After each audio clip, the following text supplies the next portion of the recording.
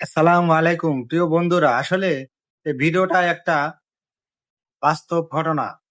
আসলে বলার কোনো ভাষা নেই। সন্তান জন্ম দিয়ে কি হবে?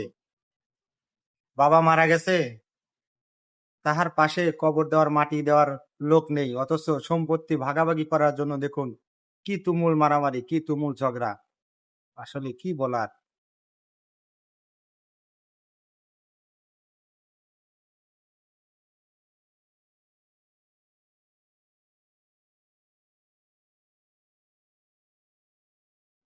আসসালামু আলাইকুম প্রিয় বন্ধুরা। আসলে এই ভিডিওটা একটা বাস্তব ঘটনা। আসলে বলার কোনো ভাষা নেই। সন্তান জন্ম দিয়ে কি হবে?